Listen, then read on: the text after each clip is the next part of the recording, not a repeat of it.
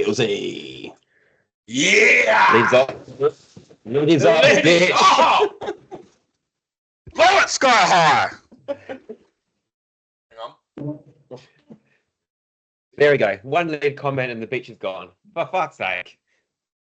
Oh, look, he's back again. What's happened?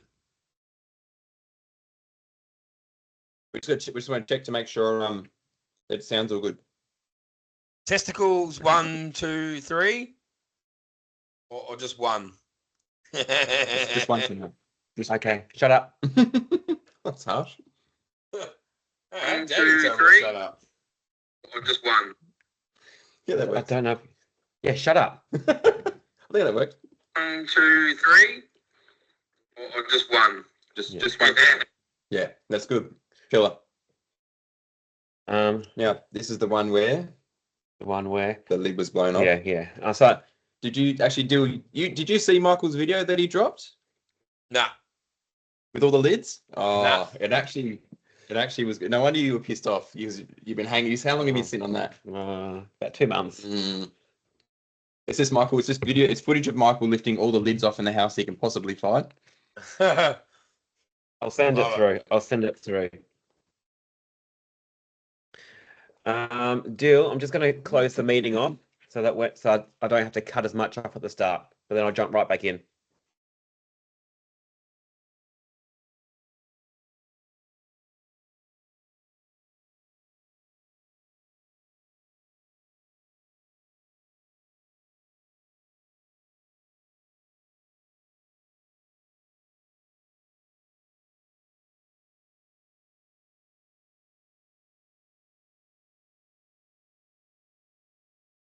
I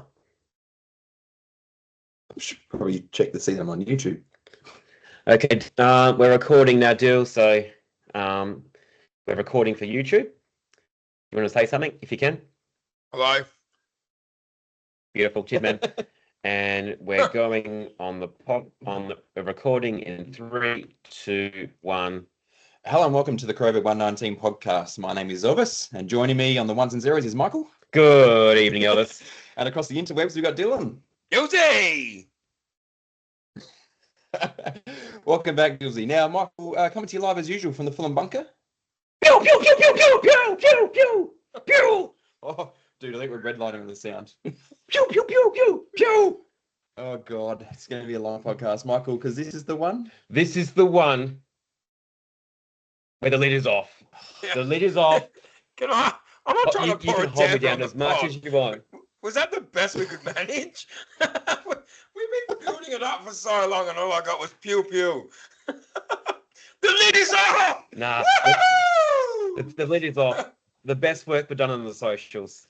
Oh, no. Yes, now, because Dill, I think Mike's going to flick it through to you, but he's been sitting on this little, his little snippet of social has been just hanging to put out. And because he decided he would blow the lid off this week after the win against the Dogs, there's a bit of a video gone out where Michael has just walked around the house lifting every single lid off that he could find because officially, apparently, the lid's No, off. it's not official. It's not official.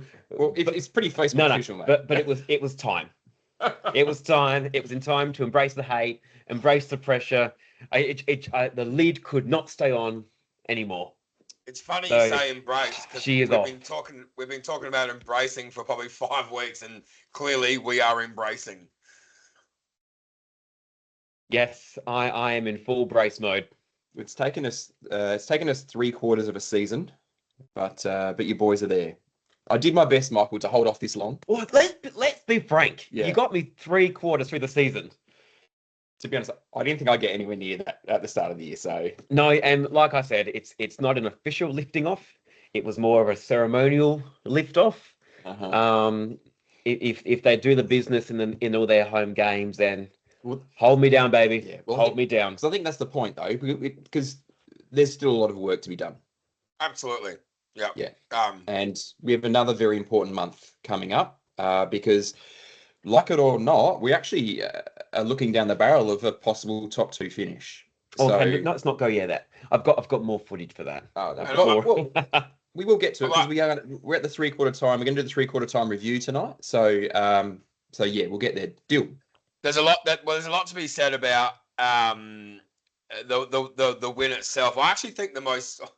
I'll be honest, I backed the Dogs, and I'll be honest, it's the first time this year that I've looked at all the changes and just thought to myself, is that going to unbalance us? I think that was a massive pressure test with a lot of guys coming into that side that, let's face it, haven't played a whole lot of footy this year. And to play in the manner that we did, the buy-ins there, clearly this is a juggernaut that's going to be really hard to stop. And it just goes to show you that Adelaide finally has depth. Yeah. Yeah, we do, and I think we'll touch on it straight away. It's a bit of a shame. I feel for Cookie, who's going to miss next week, probably with concussion, because I would love to have seen. Oh, God, I would love to have seen. He didn't look out of place at all, did he? No.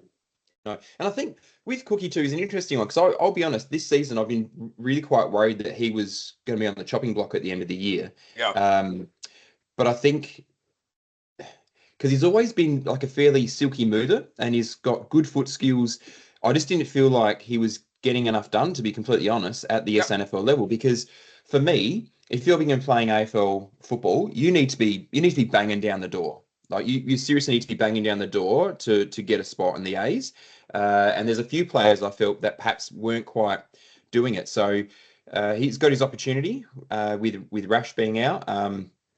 Now I think, well, it's up to, and we'll get to the changes a bit later on, but there's an opportunity now for someone else to step up. But Chase Jones, boys, what do you think?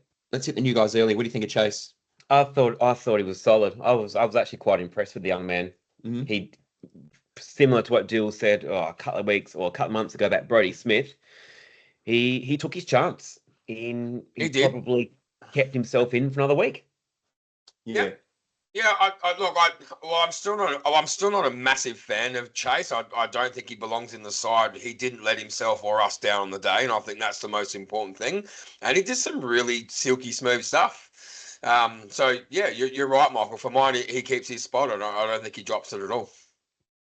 And I know we mentioned it a bit last week, and I think it's important that we just keep getting game time into cliche, more soldiers just to step up. So some of those fringe players getting a bit of time because we discussed last week about how there is such a huge jump when you go from SNFL to AFL, and we don't want to find ourselves in a position where suddenly we're 3 or 4 men down and we've had the people that are going to be net soldier up in a sense, but those soldiers need to have had some kind of battle time as well. So I like the fact that we've got some fresh people come through. So even on the flip side of that, some of the stuff that Zachy Taylor did too was, years beyond well. Some of the quick hands and some of the goals that he got involved in, even late in the contest, as well as he didn't have a huge say obviously on the game, but some of the stuff he did was amazing. Is that the best quarter of footy, the first quarter we've seen Isaac Cumming deliver for the Crows? Yes. It was elite. It was a player who went out there and I think turned the game for us in the first quarter because it wasn't looking great to start with. But the guy goes out there, gets 9 disposals, 89% efficiency, 186 metres gained, 4 score involvements. Hate that stat. 1 goal assist and 1 goal in within the contest. It's amazing, isn't it? Like, it's a great quarter of football. He didn't go on to have a huge game, but for someone to go out there and just tear them apart like that, gee whiz, we've got a player, right? Definitely. I think it's the tricky part for Cummings, and it's the same as Curtin at times, is that you can get lost out on wings. So you can be, you'll have times where you are a big part of the game, but then you'll also, unless you're on the right side of the ground, you won't. You'll probably find yourself out of it a little bit at times. Yep. So it can be a bit tricky. But no, I thought, I guess my dot point here from that first quarter was like it was a super intense first quarter. It was finals football, and that is exactly what we need this time of year. And it was finals-like atmosphere all over the ground. And it was tough, but that's what you expect it to be. And we stood up in that toughness. And that's what you want to see this time of year. I'm going to back that in with a wicked stat that I'm sure you will love. We recorded 8-0 broken tackles in that first term. Oh, dude. So let's talk strength, because that's one of my dot points here. Is the Burgess effect now super clear to see? Because we shrugged off opponents with relative ease at times, and we ran away from contests all game. I've just got fuck yes. And did you see Curtin shrug off Kennedy? Now this is what is he a second or third year player? Yeah, Shrugging off someone who's done probably 11 or 12 pre-seasons. He shrugged him off like he was nothing. Yep. That Dylan was insanely good. We are standing up and we are taking teams on, and we are taking teams head on. Let's be honest. So I absolutely love that. Yep. The other thing, the other word I hate, or much debated word, was I think the game was based around intercepts. Yeah. We actually kicked 6 goals 3 to 1 goal 1 from intercepts in the first half. Wow. The Crows have kicked their first 2 goals of the second half from that source as well. Both teams are averaging 30 points a game from the source. We're equally ranked second in the competition. Yeah, right. And I guess too, since we touched that point, I'm going to jump straight in. Huge game from Rob, because his intercept marking throughout the whole game was just second to none. Yep. And it's funny because, you know, I had a bit of a to and fro on the Twitter sphere with a few people about this as well. The thing that shits me about this is because where's this Rob been for the last 2 years? Because I've been sitting on the fence or backing him in, going, no, he's the best we've got. Because I mean, the dude's got a golden jacket in his cupboard. Like, he's not a shit player. But what pisses me off with this is that we're waiting until it's contract time before we're actually standing up. You just said the word then. It's contract comfort. Contract time. You know, so it's almost like, well, this is one of those reasons where, you know, and Kane's name's going to come a couple times tonight, but almost where for some people you can't give long-term contracts where you sit back on your laurels. You know, you kind of need to be playing for your job every year almost, because honestly, this is the ruckman that I would happily give another 2 years to. Do you know what I mean? Like, please don't sign Draper. Let's stick with Rob. I think that ship has moved on. I think. What, the Draper one? I'm certainly hoping so. Yeah, I think more so because Draper's not around at the moment either, which is not adding any fuel to that fire whatsoever. Yeah. Oh, now the text line is open. Okay. We have a message from your mate Elijah. Hey. And he has sent the crazy eyes Phil Thorpe emoji. Oh. So excellent for an audio medium, but that's what we got. Well, let's jump in then, since he's brought it up. Now, the Filthy versus Darcy, mate, this is the battle of the next decade. I was gonna say that. This is Michael, jump on in. This is the battle for the next decade. Like, I am just so glad that we got to see the Goliath of football, which is Darcy. Oh, hang on, no. It's Phil Thorpe. Yeah, because he's shadow over him. Mate, he had four goals in the second term alone, finished with a career high 6 for the game. And look, I understand completely the hype around Darcy, because I love watching Sam Darcy play. But Jesus Christ, it was Riley's day. It was Phil Thorpe's day. Riley was at his beastly best. Oh, and I'm man. not gonna. I feel like. Did you guys see Darcy's goal though in the last quarter? Please tell me you've watched it back. No, is this the crumbing one? That's one where he doesn't take the mark, falls to the ground, chases it, taps it to himself. Then he does a basketball bounce, grabs it, bang, goals it. That is absolute elite. I remember going the two boys, and I watched the replay again, I watched a little mini match. I said, boys, get your ass in here and watch this, because even at the underage level now, I talk to my kids about, I don't care if you can't mark it, bring it to the ground and go to town on the ball on the ground. But some of the stuff Darcy does, though, is seriously elite. But, you know, yes, it was Phil Thorpe's day, but, gee, some of the skills on display, just unbelievable, seriously. Elijah's back. We'll get through the text line. So Elijah said the last 10 minutes continue to be a bit of a worry. I was going to touch on that later. Yeah, we'll get to that. Being down rotations is incredible. Yeah. Big win no matter how you look at it. Yeah. And then Braden has come in, huge win. Yep. Yes, the Dogs come back, but I feel like it was never in doubt. Yeah, I'd agree with that actually, because the whole time I think I was really nervous before the game because this was like one of those big 6 pointers. Actually, and I messaged the old man Machino and said the same thing. And he's like, just sit down, take a chill pill, it'll be fine. But I feel like once we got into that second quarter, we just wrangled the game away from the Dogs. Yep. And Yep. it wasn't until, I'll be honest, I didn't feel stressed until that. I can't remember who it was that kicked the behind with 5 seconds to go, and I thought if that went through for a goal, the ball goes back to the middle. I'm actually going to be a bit anxious until that ball gets tied up. But I thought I you had actually the thought we were game in under control. I actually thought we were in a bit of spot of bother. There was a large run on, and yes, the 6 goals didn't feel like it was ever going to be enough. But you almost thought we took the foot off the gas a little bit too early. We just needed to get the ball back and just have a bit of a kick and just get it back off of them.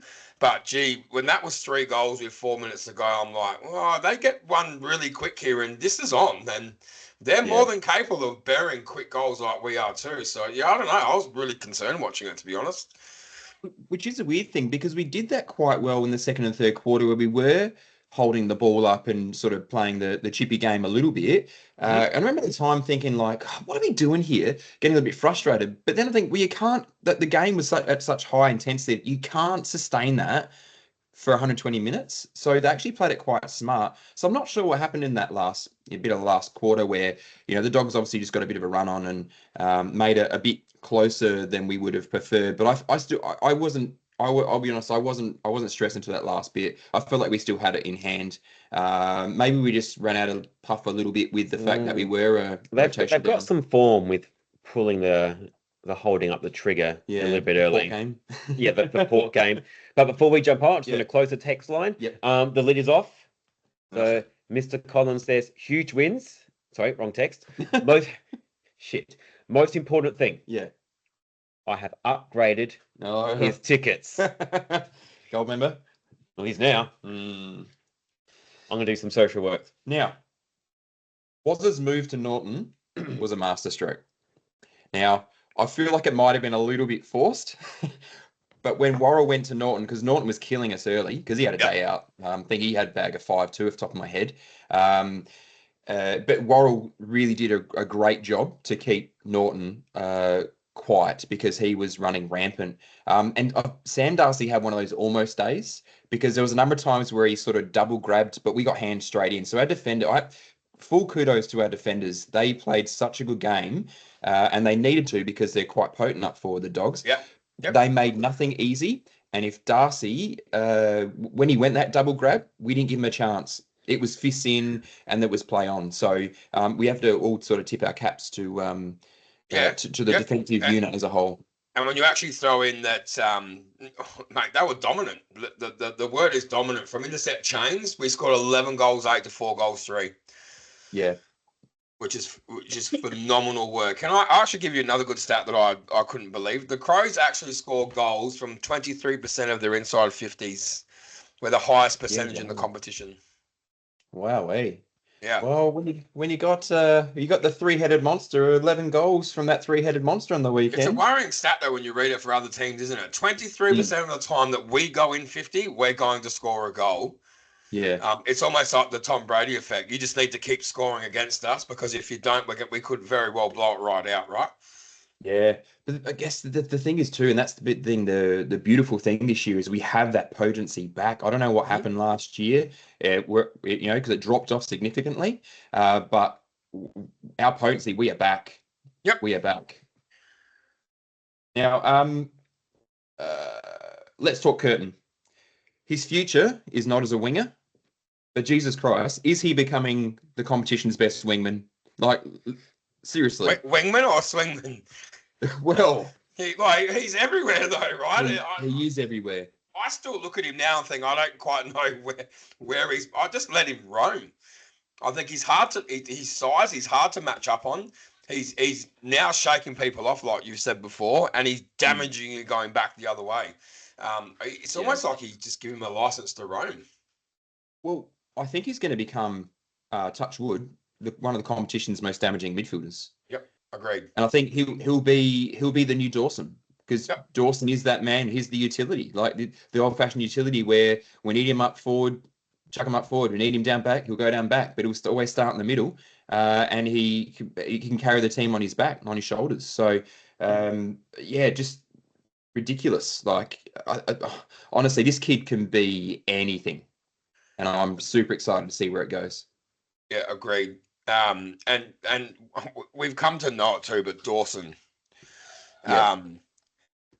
yeah, an amazing game. What do you have? 12 score involvements, 2 goal assists, and 2 goals to himself. 27 disposals, 13 contested, 6 clearances.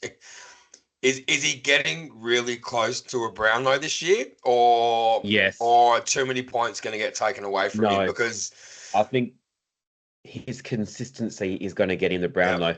And do you know where he's really sorry, Jared? Do you know where he's really smart? When someone takes a mark around the 50, he's there. He pops up. He goes not goal side. He stays on the other side. He stays boundary side. He sweeps around, gets the hands, bang, goal. Thanks for coming. And he does it so well. You can't hide him. He's a beast. How are they not tagging him out of games, or at least trying to? Honestly, the guy's unbelievably elite. Yeah, he's super talented. I think in terms of Brownlow, like I would love nothing more than seeing him get up for the Brownlow. But I got a feeling there's a little critter in the black and white that is well loved by the adjudicators of the competition that I feel might be sneaking a few votes himself this year. But I think for certain he is top 3 definitely. Actually, JadX put Jadalay put a stat out on Dawson during the week that I snagged. So if you don't follow him on Twitter, get around him. He's brilliant. But Jordan Dawson leads all AFL midfielders with 20 contested marks this season, and he has 6 more contested marks than the next best. That's how dominant he is. Yeah. Wow. Insanely good. The other one for mine is Jake back. Say that again. Is Jake back? It's the most aggressive game of football he's played in a little while, and he did some real silky stuff. It's the best game he's played for a while. Yeah. He needs to back it up for the next 3 weeks. Yeah, I think, is he back? Wait and see, I suppose. But was his game good on the weekend? Oh, yeah. Yeah, he did some really good 22 disposals, 9 tackles, 5 clearances. It's what we want from Jake.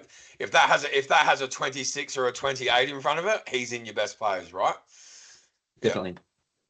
Yeah, no, I think he's on he's trending upwards, Dylan, is what I would say, because he's been in a bit of a holding pattern for a long time.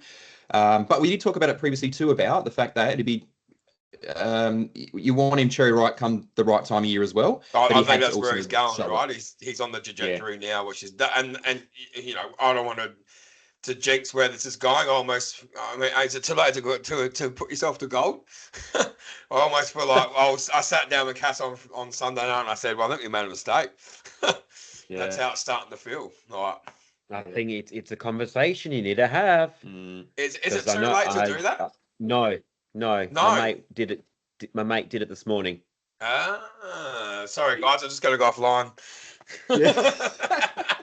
Hang on, legit though. I wouldn't be waiting much longer. No, I'm literally going to go on right now.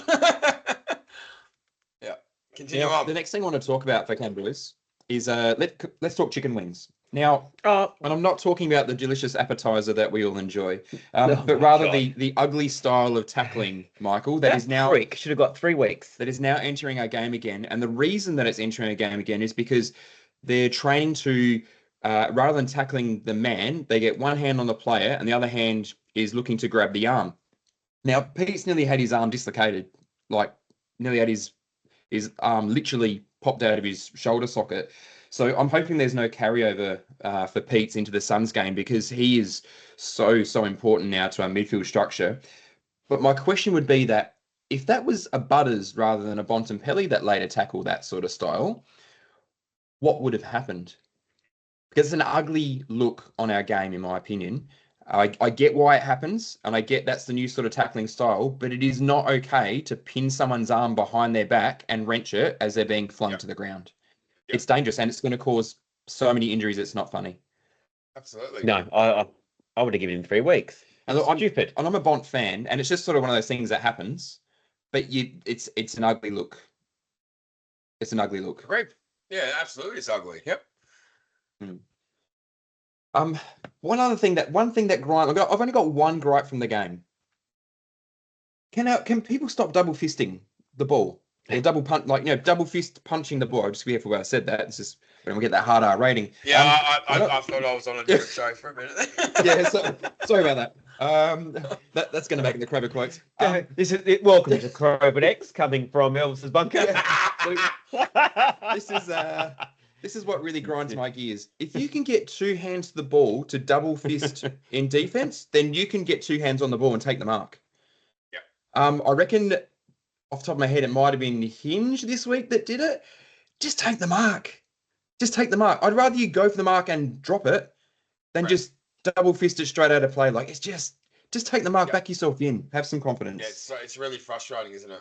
Yeah, but that is my only gripe from what was the most. It was a brilliant game. I didn't expect it to go the way it did, to be honest, and I'm so super proud. Now, while I'm not, Michael, lifting the lid, I am so super proud of that performance because, and like you, Deal, I like I said, I tipped the Dogs, and I didn't.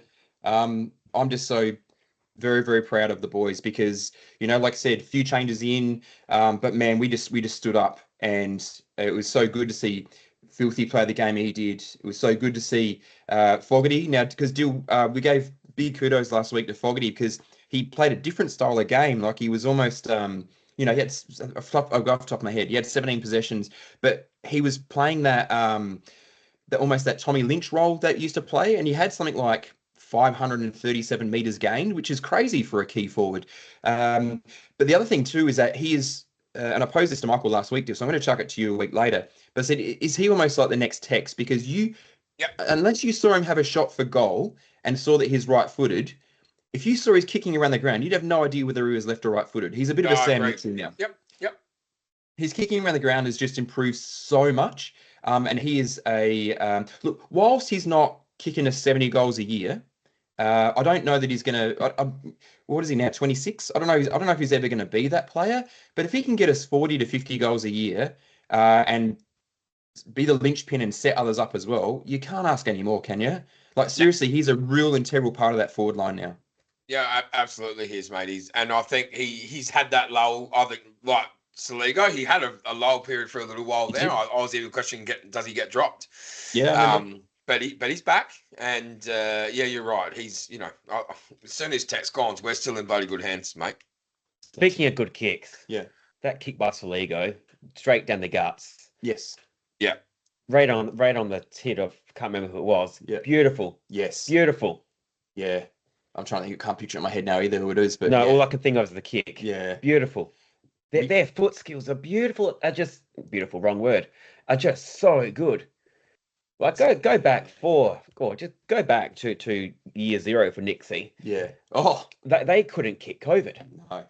And now they're tall and Dean are nice. They're beautiful.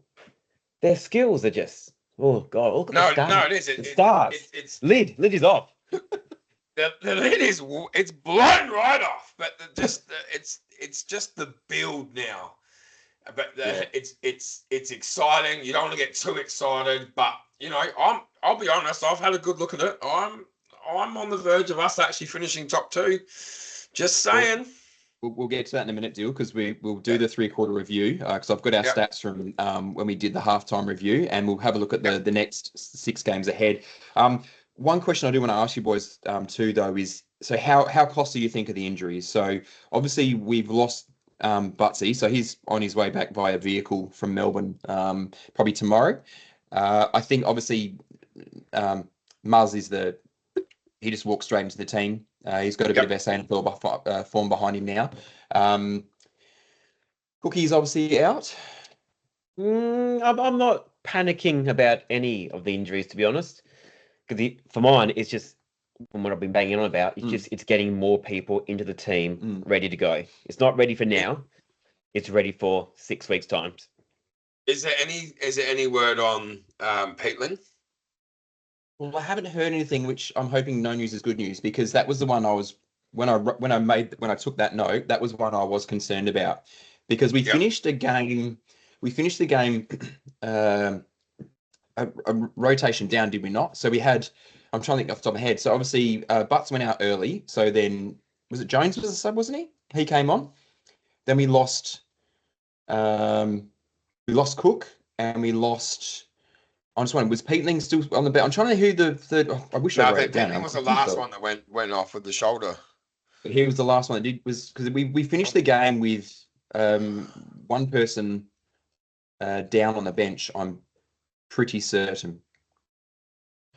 Let's have a look. I think it's not there. Yeah, it's taken away from us That's now. all right. No, that's okay.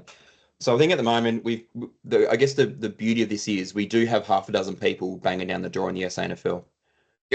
Yeah, and their sample side is up and about. Yep. There Yeah. is, yeah, Mm. there are positions to be won and made. Let's just look at Smith and Jones. Yep. You can come in and just, waltz your way through. Yep. And it was interesting because Smith is probably a little bit hard done by, but it was good to see Oh, I think someone else get a go. he was very hard done by, Yeah.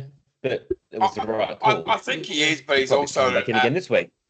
I think he's also at an age where if he keeps playing in the manner that he's playing, he's going to get to the end and be conquered out. So it's probably not a bad thing they just put him back again.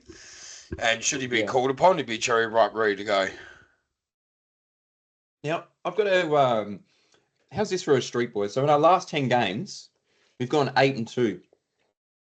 We have 2 losses, both to top 8 teams, Collingwood and Hawthorn.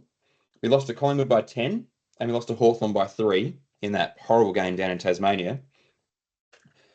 But in our last 10 games, boys, 8-2. It's, This And haven't been- podcast has a whole different feel to it, doesn't it? and Like at the hasn't been blown out the water either. moment? They're just in such a good spot. No. Mm. Oh, I'm getting chills, and it's not because we're in a cold room. Stop. We've got a Stop. tarp for this roof. Now, before we move on to in other news, is there anything from game day else that you wanted to bring up, boys? No, I'm just really happy where it's at. It's just feeling really good. My own segment, and I forgot about it. Yeah, it's time to bring on the COVID immunity. Our COVID medal. So Jill, I'm curious, your 3-2-1s for the weekend. What way did you go? I actually saw Dawson. Yes. It was a tough one for me. I actually rated Saligo as second because I thought, considering where he's been and where he's come from, that's the breakout game he needs, and I think it's only sky high from here for Saligs. And then I did Riley, and Dan Curtin's is the hard one. Yeah. Right. I think there's someone had to miss out there, right? Oh, there's gonna be a few people missing out because it's funny. My 3, I gave to Dawson, and I felt that Riley Thilthorpe was probably unlucky for me with only getting the 2 votes because when you kick 6 and it's your career best, but Jordan Dawson's game was just immense, and I gave my 1 to Dan Curtin with Rob being my unlucky non-vote getter. I think this week, Michael. Yep. Okay, so I'm not doing the votes anymore. Okay. I'm just compiling, so Okay, sure. I can stay out of it.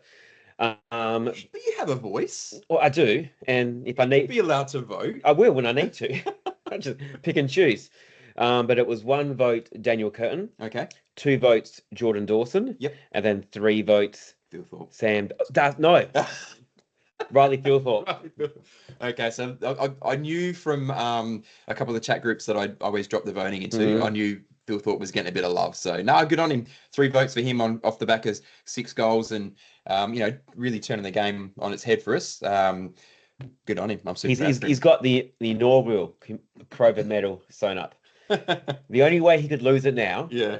is if he did a rose and threw it off the back of the ship. Oh, but we're not going to. Well, it's always Titanic. You love a nice Titanic reference, don't you? Can I yeah. confirm or deny that there's actually a medal to be handed over? Well, that is the plan. I'm working on that. I have a son with a 3D printer, so we'll see what we can work out. And is Geordie actually going to come on the show to accept his Well, medal? Well, we did talk about perhaps videoing us walking into Adelaide Football Club asking for him because we have a medal that we want to give him, but we'll see how that pans out. Yeah, that's gonna go down well by two baldies walking into the footy club. We've Straight got a from medal for social Geordie. media. Yeah, caution you guys, take a hike. Now, I've got to. Oh, boys, I got. So here we go. In other news, I've got some stuff we're going to bring up, which is just nuts. Now, did you guys see the banner? Yes. Ours or theirs? Theirs. Yes. They say we're flat track bullies. We think that's funny.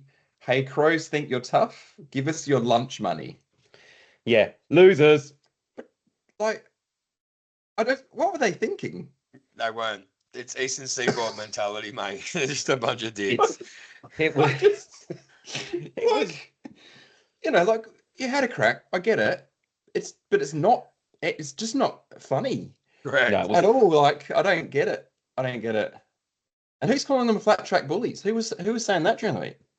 There was a Most lot people. of there was a lot of, it was like the Crows back. We haven't beaten a top 8, so a lot of that's going on Yeah. in Melbourne at the moment, as well as they're a Right, good okay. side, and the pressure's also on because of Kane Corns, where he's what was the term he said? He's got a Ferrari or something, but he's driving it like something else. Oh. Yeah. He's So they're driving it like a beat up Camry. yeah. Okay. But he's right though, isn't he? Let's be fair. He is right. How many Yeah. times have we said that he's had one of the wickedest lists in years, and he's Mhm. done nothing with it? Yeah, he's got a Porsche, but he's driving it like a beat up old Camry or something. Okay, I did Yeah. see that quote. Yeah, because I'm glad I brought it up now because I knew when I read that I'm missing something here because I looked at that and I went, that's just dumb. But there's So a bit So more fun. I actually think they Yeah. haven't beaten a top 8 side this Yeah. year.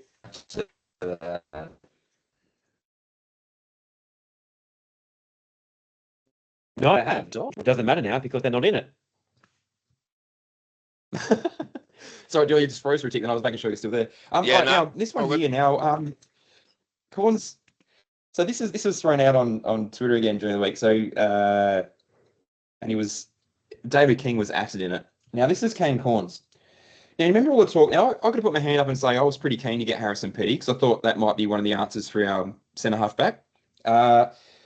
This is what Kane Corns wanted. This is his interesting trade hypothetical. I want Riley Thilthorpe for Harrison Petty. I want this as a straight swap. I think this is a like for like. It solves a need for Melbourne and it solves a need for Adelaide. It is staring us in the face as a player for player swap.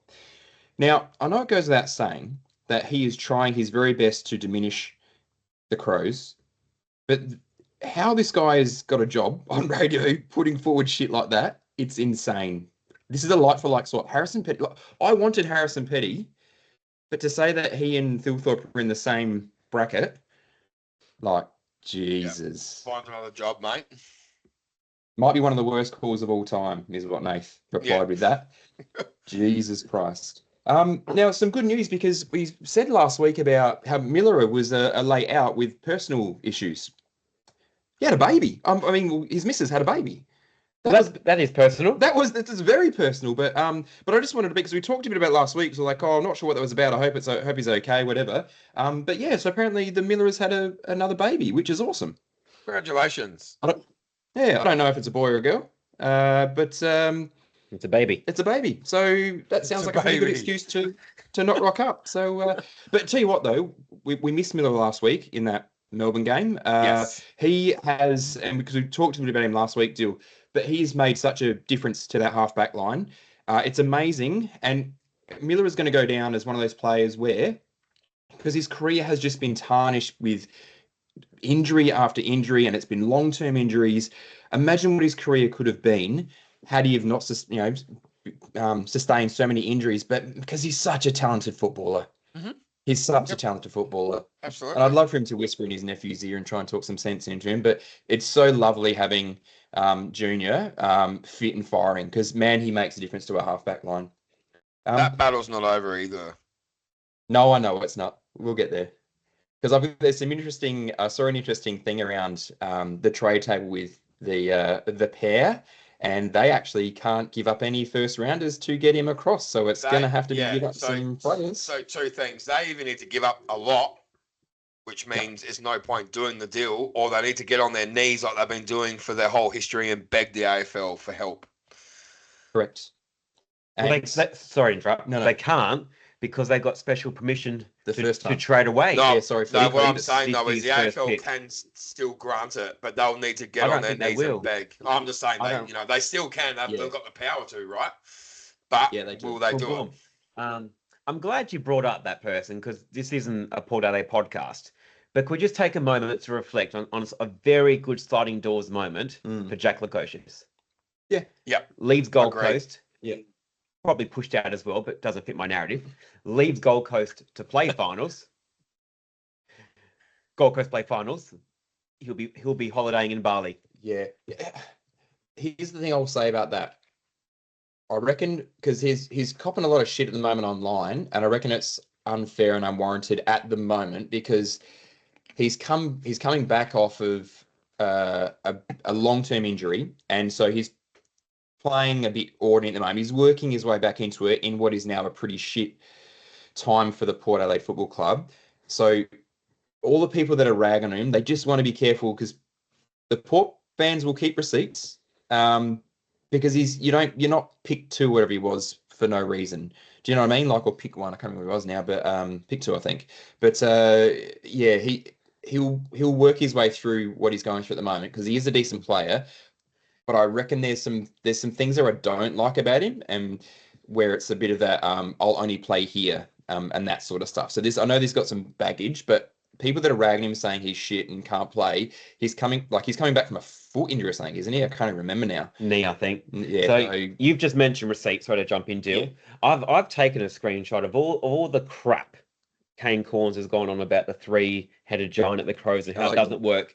Let's see what he says next year if Lukosius, Georgiadis, and Marshall actually play together. Well, the funny thing is, he's already starting to change his tune now that Chad's been sacked and Hinkley. Funny that. Yeah, Hinkley's on the way out, and he's already started ragging on Carr. So it would be interesting to see how it does change. Now, another thing I put in here that just happened right at the start of the week, Ration Keys were fined $15,000 for wearing the wrong studs. Did you see that? Also, when I say they were fined, I think the club was fined, rather. I think a 15 lot grand. of them were fined. Yeah. So, but if you saw what happened to Jack Darling against Carlton probably 2 weeks ago, it's important they probably do wear the right foot gear. How can he be so stupid? Yeah. If you've been told 4 times, Ignorant. it's pardon? You're ignorant. You're ignorant. Surely someone's checking.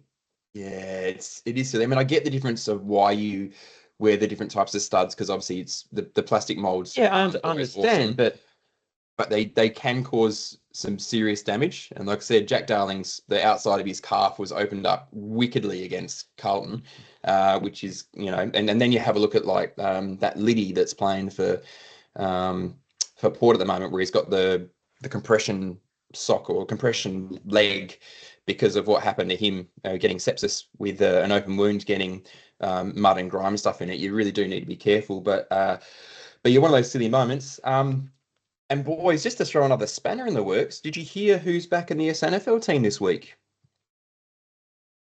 No. Baby Crouch. Oh, yes, I did read that. Yes, today. So he's getting his first game back in the SNFL this week, and I suppose it's an important time because the question is now, Deal, with the good work that Berry's put in, you have Dawson and Saligo that are well established, and Peatling that is now well established in that midfield. The question remains, do we actually need him? No. And this is the issue. So, and then you kind of want to know before finals whether he's going to fit. So it's a bit of a tricky one. It's a bit of a tricky one. And I think he's going to be, I think for mine, he'll be a bit like Crouch and Jones. He needs to make sure his body's ready because he might get a tap on the shoulder, mate. You're up. You got to fill a spot. Yeah. Whether his body, whether I have trust in his body to do that in a high pressure final, don't know. Big call. Yeah. Big call. Yeah, I think I think in general, Crouch, he just goes about his business and he goes about it well. And like you said, should the opportunity arise, it may be one of those we get to the finals and there's a hard luck story, and Crouch is there to take that, right? But right now, Berry has well earned his spot, and he stays where he is. Yeah, because what a turnaround it's been for Berry. last It's been a very good 3 turnaround. months. Jeez, you're picking on me. All right, boys. It's time for our 3/4 time check-in. Now, I went back and I listened. It was actually the week we had the Sax Man on, and we did. So that was the 12-week mark, and it was interesting to listen My to best go back and listen to what we all talked about with Matty. Now, we had a look at the previous 6 weeks. Now, obviously, there was a bye week in that, so there's only 5 games we played. Now, listening to what we thought. We said we were going to beat Brisbane, we were going to beat Hawthorn, we were going to win during the bye, obviously. We were going to come out and beat the Tigers, beat the D's. And the Dogs, we actually never said whether we would win or lose the Dogs game, but what we went on to say, so what we inferred is that we were probably perhaps suggesting we were going to lose the Dogs game, is that ideally, in that 5-week period, we would ideally like to be 4-1, but we would all be happy with a 3-2, provided there was no injuries, like very little injury concerns during that period of time. And boys, I don't know what's in the water this year, but once again, we've kind of nailed it. Almost. Now, obviously, we beat the Lions. We lost that close one to the Hawks, but we smashed the Tigers. We beat the D's, and we picked the loss up against Hawthorn by beating the Dogs on the weekend. And we have gone through that 6-week period 4-1, including the bye. So I don't think it got much better than that, really, gentlemen. So now we currently sit 12-5 off the top of my head, 12-5 after 18 rounds. We are sitting half a game behind second place Brisbane. And with the look ahead for the next 6 weeks, which is what we're about to do, what does the next 6 weeks look like? We have a real shot at a top 2 finish, A home and qualifying final. dare to dream well, back-to-back home finals. So let's have a quick quiz. Oh, hold me down. Hold me down. Now, so we've got a big game, and this is the game I've had circled in my calendar since round 2. This is grudge match for me because of what happened with Mac Jones, and I haven't forgotten. And I'm Camry Crow. I'm hopeful that I'm pretty certain Riley hasn't forgotten. And if I was Nixie, I would be having that shit on replay, just having it looping all freaking week about how they behaved against us. So we've got Gold Coast, and we've got a nice little run in terms of home games coming up. So, boys, Gold Coast this week, win, loss, draw. What are we putting it down as? For me, it's got to be a must win, and this is one we got to stand up at home, and we got to take the 4 points here. There's a lot of 8-pointers in this 6-week run. Okay, win. Deal? Win. Yep, win. Yep. Okay, excellent. Now, we follow that up with the next showdown, home showdown. It's a win.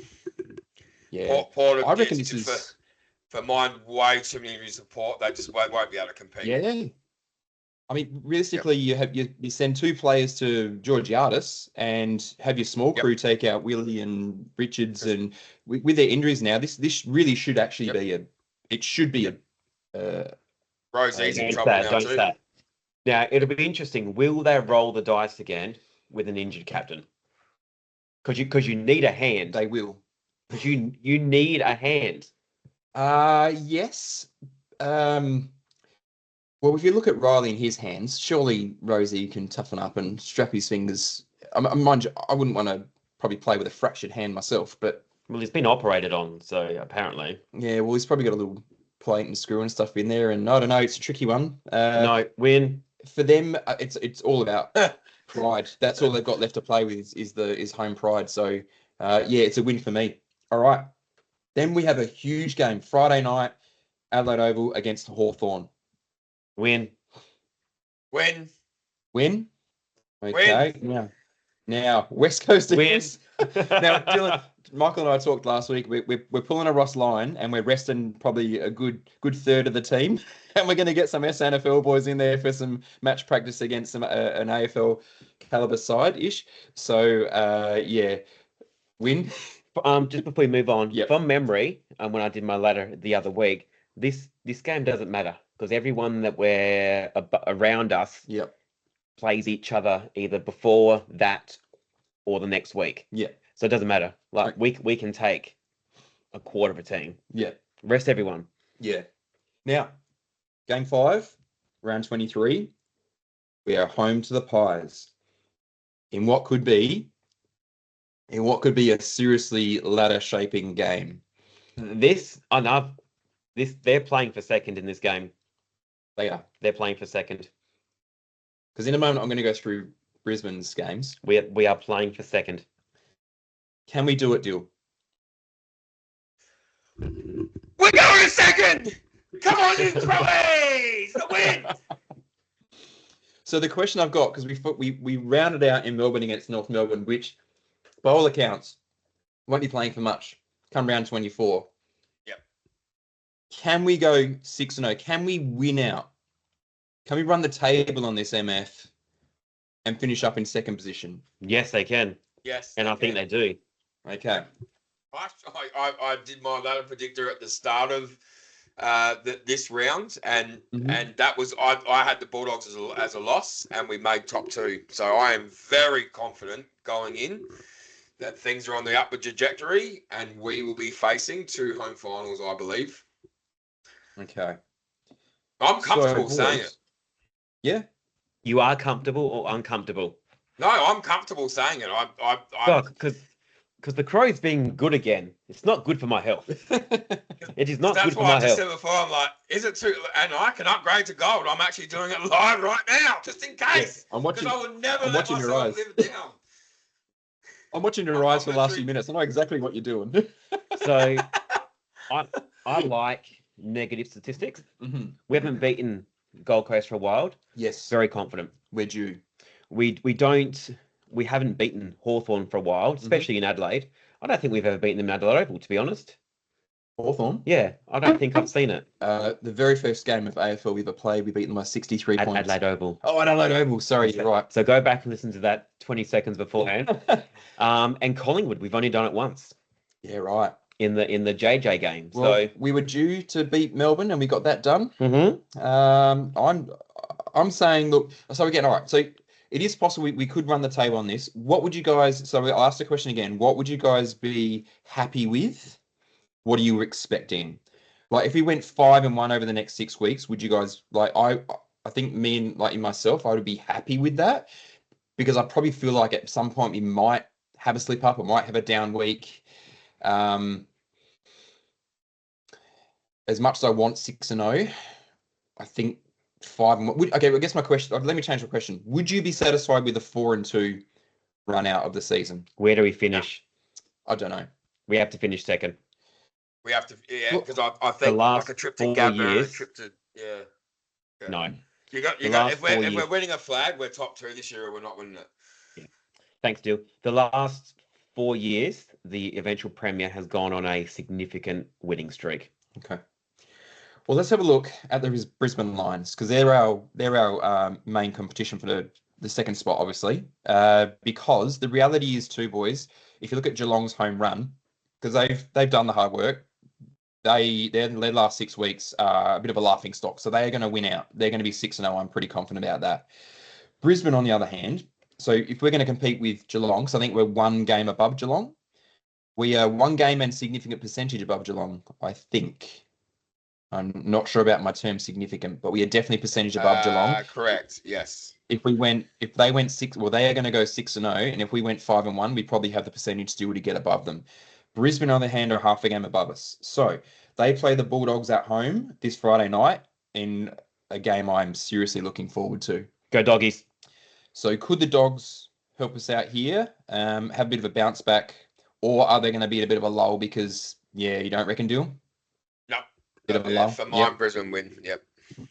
Okay, that's followed up by the Q Clash in Gold Coast. That's going to be an 50-50. interesting game. Correct.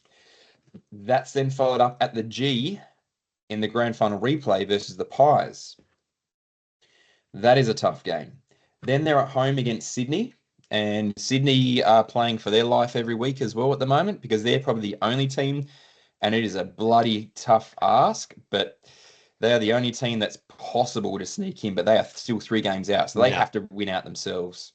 No. By the time, by the time they get to Sydney, Sydney will be snuffed out. Yeah, quite possibly. Quite possibly. Yeah, I agree. Then they're away to Fremantle at Optus. Freo, because they're playing for the life. Well, they did that last year and they choked. And then they're home to Hawthorn for the very last game of the season. So they have got a seriously tough run home. So this Brisbane do, team yep. who's just meandered their way through the year, just picking up wins and not playing well, if they're going to finish top 2, they are seriously going to earn it, just like us. Because Yep. their run home, I would say, is actually more difficult than ours. So we're only looking 1 week at a time, which has been a perfect matcher for the Crowies this year. But who do you want to play week 1? I don't want to play Brisbane. You know what? I actually want to play Collingwood. Like we're talking about today a little bit. That's a mouth-watering game for me because I reckon, we talked about, and it was the same when Maddie was on, when we were talking to the Sats man.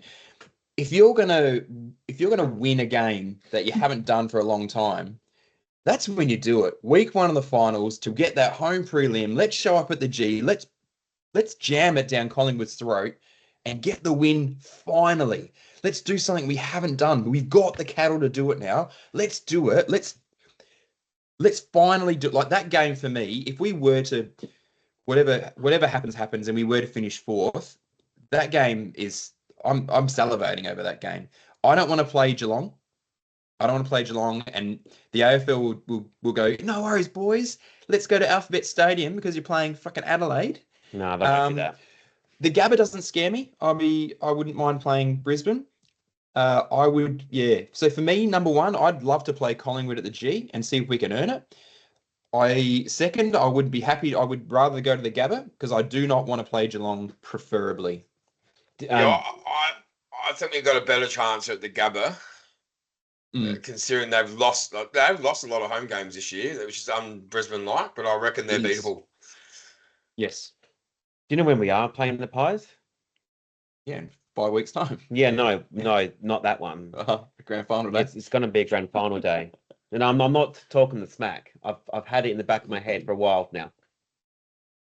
Well, I want to count my chickens or my crows, but because I think it's not mathematically impossible, but they've got to lose a lot of games to go 4th, and everyone. Oh, it's closer than you think, mate. No, but I don't want that. If you're going to do it, I want them to beat Collingwood on grand final day. I think it's more realistic that we end up playing Geelong either at home or at Geelong. That's my gut feel of where it's going at the moment. I think Brisbane probably finish 4th. Well, it won't be Geelong, and I'd love to play them at the G. That's mouth-watering. Yeah. So imagine that up against Dangerfield's mob. Imagine that. It's neutral. Like they played there the same as we have this year. It's not at Cat Park. Doesn't feel good. I don't know. It doesn't feel good. It's like you said. It's like these are all the obstacles that they've just kept overcoming. Yeah. Goodness me. Oh, who's going to play Nixie in the movie?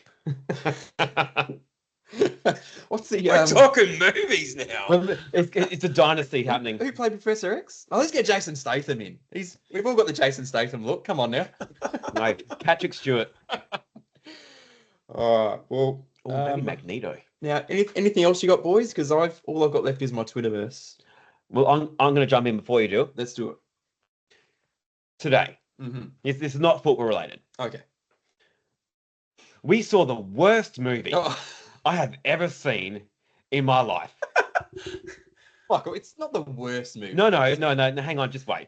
It was Superman. And for all the millions of dollars Warner Brothers have spent on this pile of poo, they needed to spend more because it was terrible. The only redeeming feature was a dog that was very heavily untrained. Yeah, it was 2 hours of our life deal that we aren't getting back. But so yeah, probably one you can wait for it to come out Netflix or something for the boys. Don't even do that. Don't even do that. It's the worst. It's not great. It's terrible. It is terrible. But sorry to interject. We'll get back to normal programming. Weird little tangent. Do anything else you got, mate, before we move on? No, for mine. All the way, baby. All the way. All right. Michael, do you have my intro any chance? Yes, you need to give me a bit more warning, but that's okay. We've only been doing this podcast for how many years? Well, just a little jab 30 seconds ago would have been good. So, so this awkward silence now is still better than Superman. It's still better than Superman. So keep going. Where I've got my buttons. Where's my buttons? No one's pressing my buttons. I'll keep talking. I've got to log in. I'll put in the. I'll just edit it in. It's not happening. All right, here we go. Happening. So, first tweet of the week. Rob's back. Now, this is Sashank. So get around him at Sashank_18. This is Rob at his best, taking lots of marks, dominating rock contests. Great to see after a year or two of down form. So it was good to see Rob's getting a bit of love on Twitter because he's been getting a lot of hate for a long time. So it's nice to see him getting a little bit of love. Let's get serious. Matt Turner. So at Matt Turner 1986, that's a serious win from Adelaide. Finally got a road scalp and answered every Dogs challenged. Looked too big for them at times. Finishing top 4 would be a massive effort and giving themselves every chance with games against West Coast and North still to come.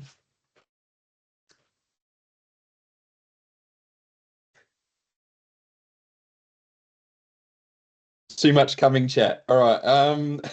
This one got a bit messy. Now, Katie Marie. Sounds messy. Katie Marie, she that was good. She gave me a like for when she was our Crover Listener of the Week a couple of weeks ago, Michael. She's tweeted out, Cumming has been huge. Now, of course, because we're all bloody still, 10-year-old boys giggling under our breath. Adelaide Rob comes back with, we are all coming today. And then Gridio, that's a lot of calming chat today, a bit sussy. I had to drop that one in. Because right now, Michael, you're smirking. Dylan, you've got the look in your eye because you know exactly. This is a family pod, thank you. Yeah, it's a family. Now, we can't go without hearing Vardy's thoughts. Now, Vardy Magic tweeted out, still on the theme, Cumming, brilliant early. Cook showed plenty with his smarts and foot skills today. Hope he's okay. Rob, very good, marking everything. Defenders weathered. Jesus. Defenders with composure after losing butts early. Filthy led three-headed monster, huge. And then, good job, JT. Just lost my bloody page. Sorry, guys. Now, any thoughts on that, gentlemen? No. Fair? Do I get a mention this week? You don't. Now, quick check-in. Graham, so at Wisey2, just checking if the Rob haters are going okay at the moment. Wow, just straight into it. And then Luke does 22. He replies with Nick's crew out. Nick's out crew. We'll move on.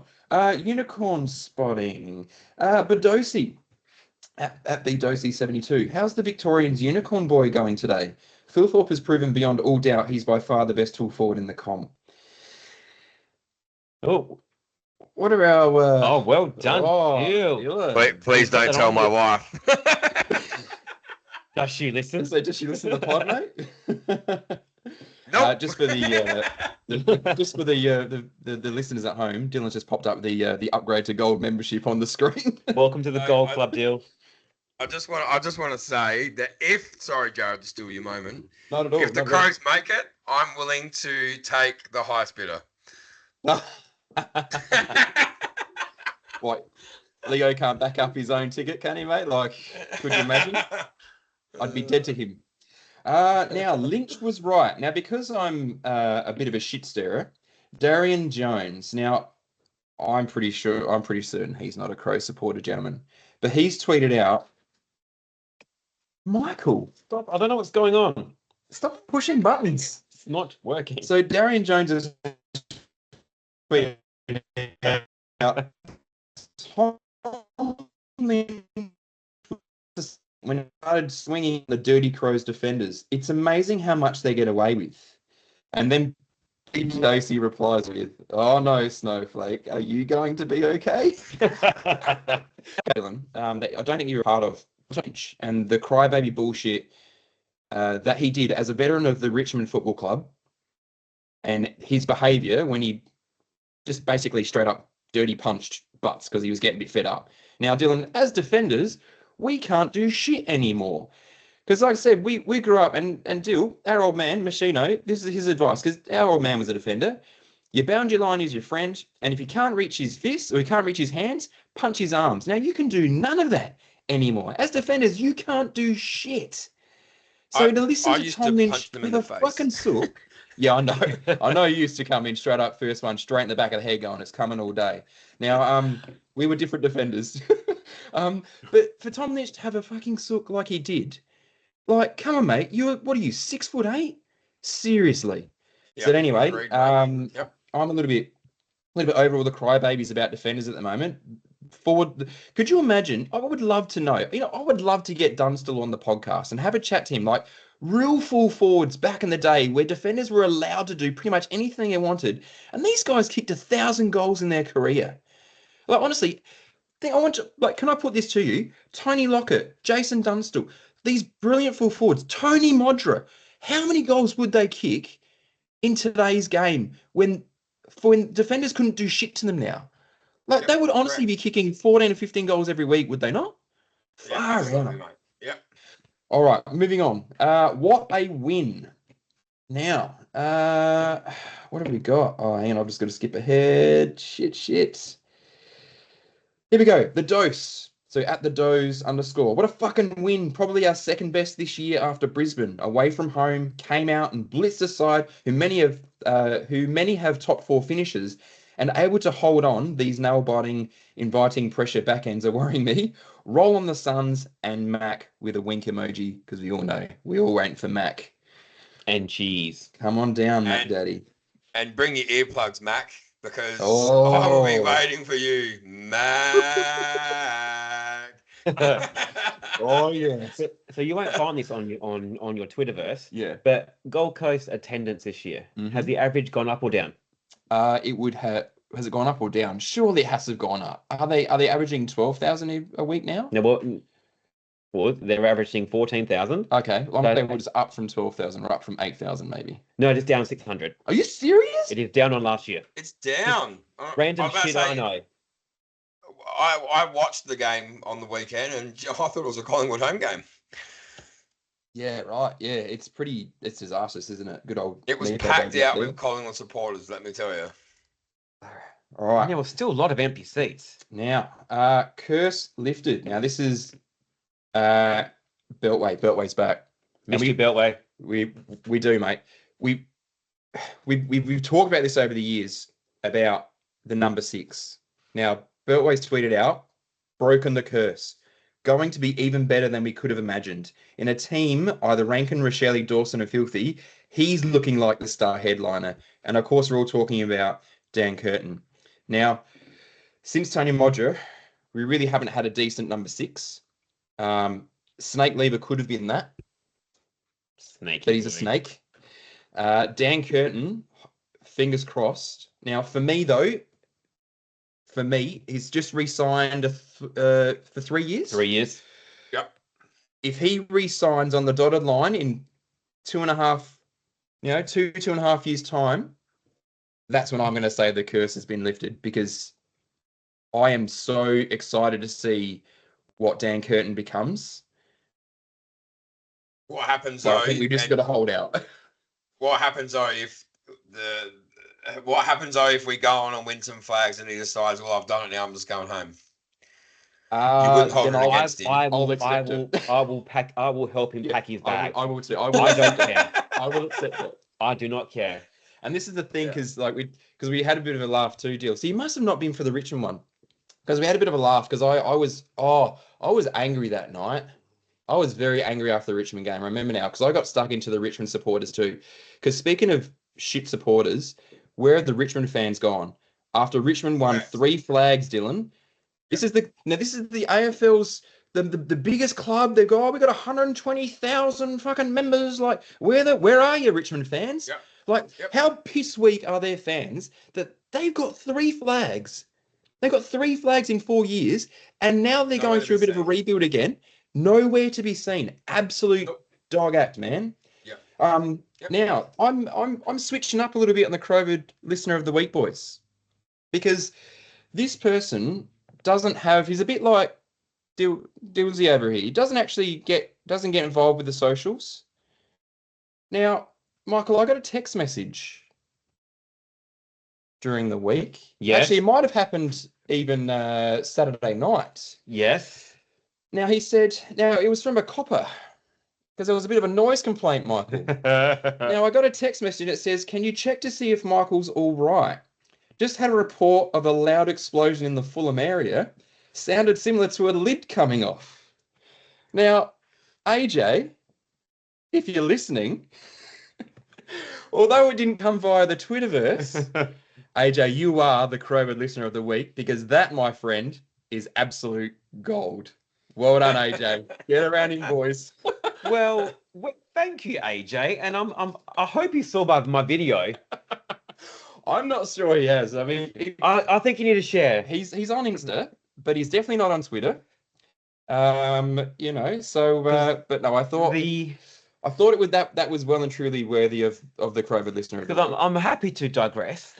The amount of hours spent making that little 30-second clip Yeah, is not worth no, the 30-second clip. no, I've done plenty of video editing in my time. I know it's But God, it's good. yeah.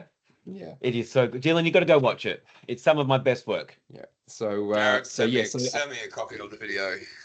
no, It's in the boys chat. now AJ did say, Dill, that if we keep making content, he's going to keep listening. So we love you, AJ. Well done, mate. All right, boys. So looking at the week ahead, it's actually now I can I'd be curious to know what your guys' feelings were because Michael in particular. Uh-oh. No, it's not a bad thing. But you were checked out of the season a lot of the season. So Yes. you watched the Crows games, the home games, Mhm. and you probably sort of watched some of the away games. Mhm. But I am finding that I am really super keen at the moment on watching particular games because it's shaping the 8. Yes. So are you guys a bit more interested because we are relevant again? Or do you understand what I'm asking, Dylan? Like, because I know you and I, we Sorry, were both watching I'm trying to watch his bloody video. Oh, you watch his video.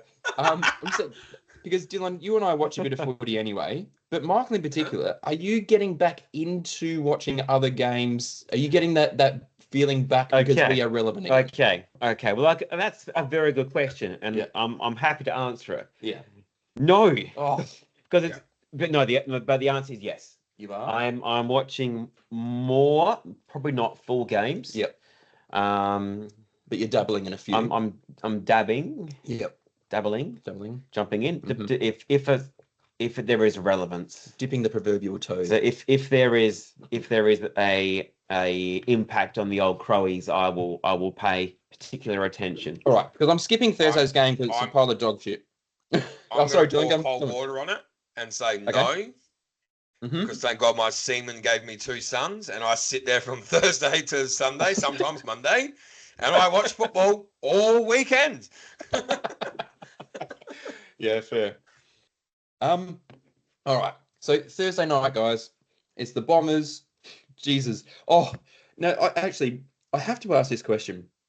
How is Brad Scott still in a job? Yes. Because Michael Crazy. Voss is still coaching. Like, no offense, and that's No, that's fine. that's the legit reason.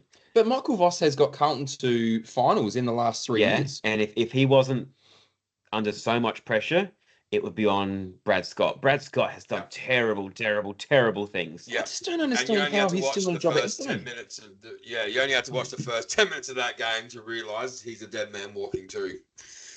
And the only reason he's just floating under the radar, and it's because of 2 words. Michael Voss. That's the only reason. Yeah, But that but doesn't they're make, that doesn't they're a make sense to massive me. club.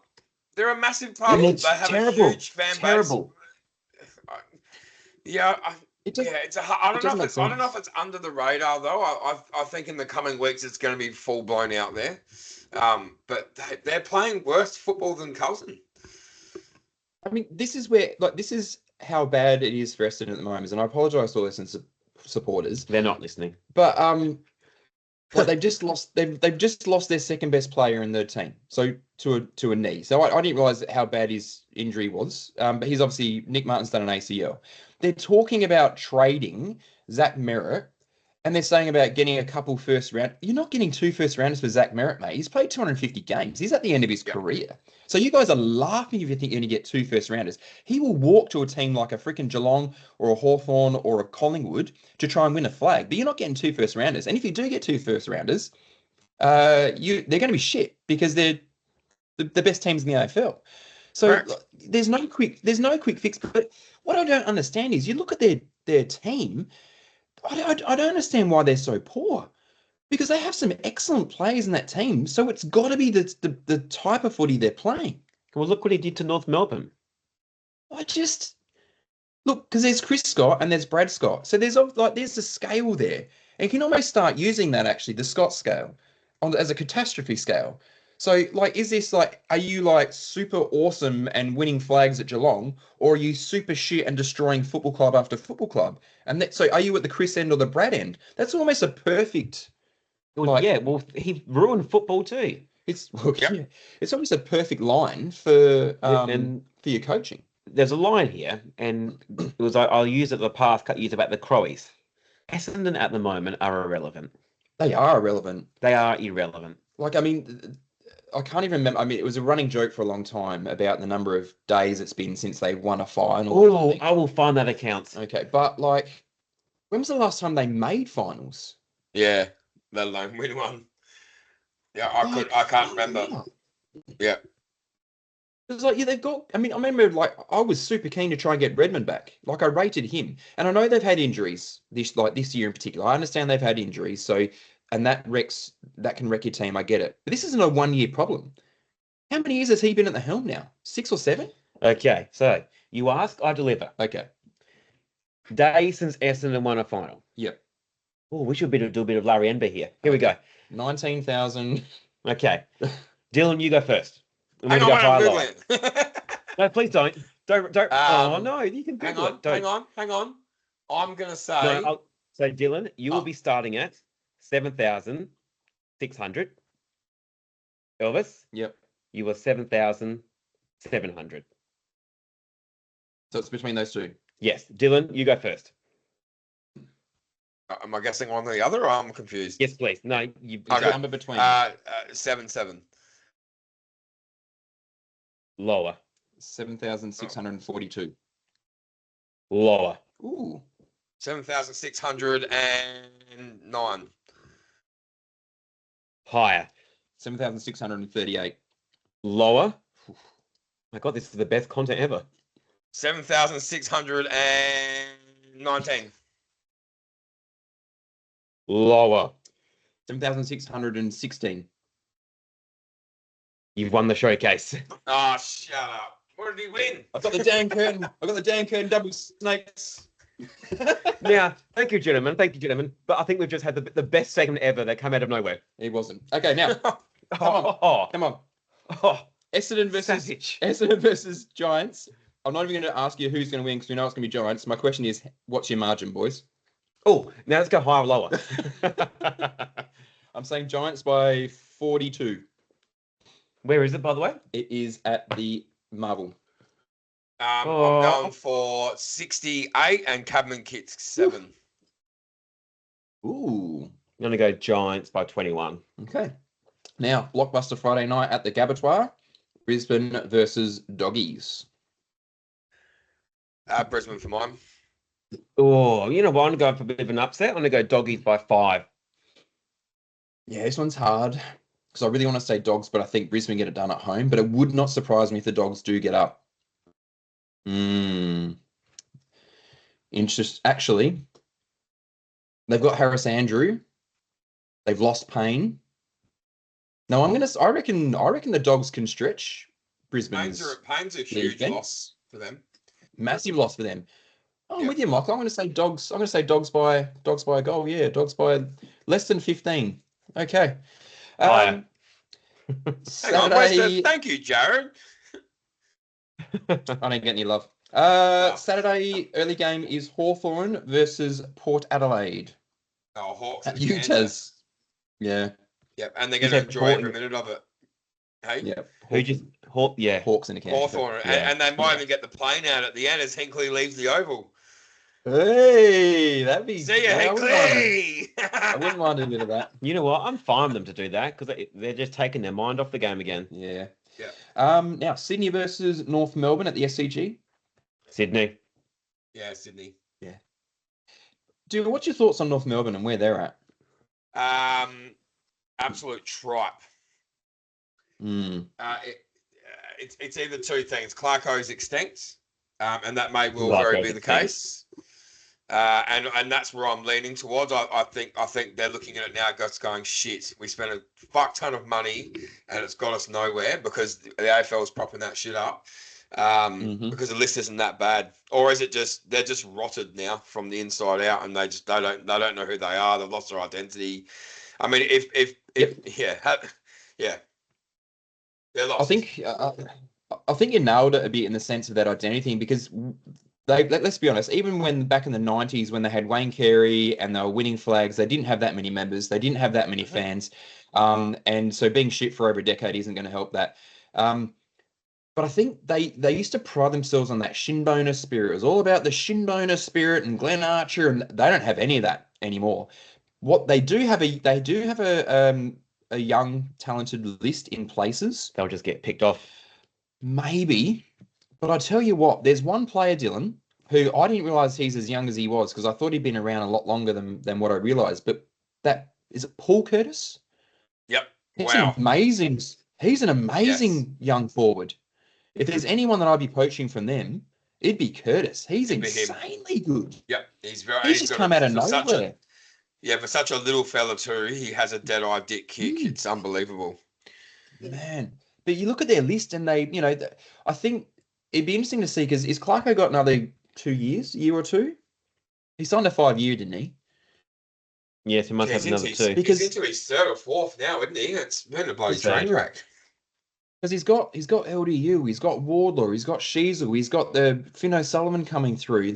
He brought Parker in to try and bring a bit of, Parker and Darling came in as those veterans to try and support the young guys. Like they've got the makings of a good team, possibly Larky and Zerha, but they just can't get it done. Their defense is a bit of a rabble. Griffin Logue hasn't probably quite worked out. So they're lacking. They don't have a very well-rounded team, but I just didn't think they'd be as shit as they are this year. Honestly, I thought they might be pushing for that 10 to 12th spot, and they're nowhere near it. Dylan made a great comment about 2 minutes ago that they spent they spend a lot of money on Clarkson. They actually spent all their money. They've got no other staff. I think too, all the stuff around Clarkson didn't help them when all that shit rose. They've got the smallest coaching panel, and their footy department spend is gone. Yeah. One of the biggest issues they actually have, and it stems back to a conversation I started probably 8 or 9 weeks ago, is their current pick 3 is going straight to Richmond. Yeah. It's a bit of a joke. Yeah. Can you explain to me why did that happen again? What'd they do? They did a very late traded pick it off swap. to somebody. I can't think of who it was, but they've okay. given Richmond there in 2024. Yeah, they did it on the night too. Jeez. Yeah, that's going to come back and bite them on the ass. Yeah. All right. They have nothing inside the top 20. Yeah, and they desperately need it. Hang on, just quietly, suck a dick, Paul, because you gave your pick to the Gold Coast. Currently number 8. Yeah, the draft is going to be a bit of a farce this year, I think, again, when especially if Essendon gets a few handouts, which is looking more and more likely. Now, Saturday evening, okay. MCG, Carlton versus Melbourne. Draw. I was about to say, you know what? This will be the upset. Carlton will win a game. Carlton by 14. Melbourne are favourites. I'll take. I mean, whatever. I'll take the Blues. Sure, let's win a game. Carlton, meaningless. Hang on. And again, here's another one for you. Carlton. Yeah. Currently number 7, straight to Hawthorn. So there's a lot of teams that have given up, and they're going to suffer. What happened there? Well, sorry, I've forgotten that one. Why have they got Hawthorn? Who'd they get from Hawthorn? You hang on. You can click on it, and it will tell me. Hopefully, done deal. Brass. Something to do with Brass. There was a pick swap. Future first rounders all went. Blah blah blah. It was in the deal and you got. I was in the Houston deal. There was a lot of pick swapping in the Houston deal. So clearly, I don't know. Carlton haven't rated something or whatever. West Coast banked on Hawthorn having a rubbish year than Carlton, so they've got their first pick. Because Brass went to Hawthorn. I'm gonna have to look at that. I don't know. And What's they going should on. they could have sent him. They could have sent him to Carlton, Yeah, well, Carlton were in for And- Houston, and- and then he ended up going to. and they banked on West Coast. Sorry, they banked on Hawthorn having a worse year than Okay. Carlton. Because All right. apparently Essendon are the big winners. They're pick 5 and 6 back to back because of Melbourne. Yeah. Yeah, and they're trying to talk about the secret herbs and spices. Like if a Draper or something leaves on a big contract to like a Brisbane or something, then or us stupidly, then they're going to end up with pick 5, 6, and 7. Richmond's going to have pick probably 2 and 3 or something. And 3, yeah, 2 and you know, 3 at this point. Yeah. yeah, so like just ridiculous. The draft, the first 8 picks in the draft are going to be to 3 clubs, 3 Victorian. No, West 7. Coast will get a pick in there. Yeah, currently Victoria holds 7 of the top 8 picks right now. Yeah. So one of the intriguing games that is nothing to do with shaping the finals, but we have West Coast versus Richmond. Can West Coast get their second victory after the way they've played? Yes, they will. Yep. Yeah. Yes, they will. Yep. I'm backing the Weagles in at home too. Now, Sunday's games. We have at Alphabet Stadium, Geelong versus St Kilda. Geelong, easy. Yeah. Did anyone watch the St Kilda Sydney game on the weekend? Yes. I didn't. Fuck, the umpiring was terrible. They were doing everything they could to keep St Kilda ahead in that game. It was just Sydney's quality that got them over the line in the end. And when I say Sydney's quality, I'm talking players like Goulden. Man, he's made a difference to that. He's exciting. Like, he's such a good player. Holy crap. But yeah, I'm calling it. It was blatant cheating with some of the umpiring decisions going on in that game. Walking in goals for St Kilda, it was. Oh, speaking of cheating, Very, Riley very West poor. marking a ball over the boundary line, kicking a goal to keep him in the game. Oh, yeah, yes, I that's forgot fucking about blatant. that. He was right there. It's cheating. Yeah, I know. Literally, the boundary umpire was 2 meters away. Right I there. forgot about that.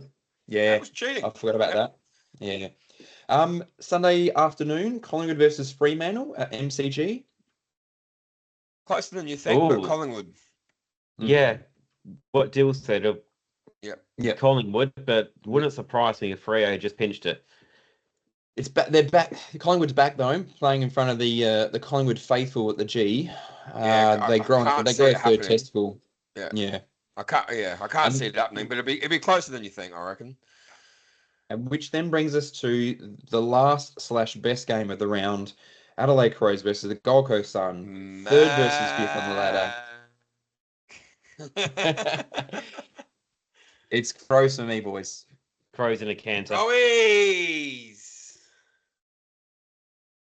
All right, well, gentlemen, bumper episode tonight. I knew it was going to be big. There was lots of stuff to cover. Been an exciting year, and like I said, the next 6 weeks ahead is going to certainly shape, I guess, our premiership hopes anyway. But what I would say is, at this stage of the season, I am just super proud of what they've done, because it's been a long time coming that we're finally going to be playing some finals footy, all being well. So let's see what we can do. Easy.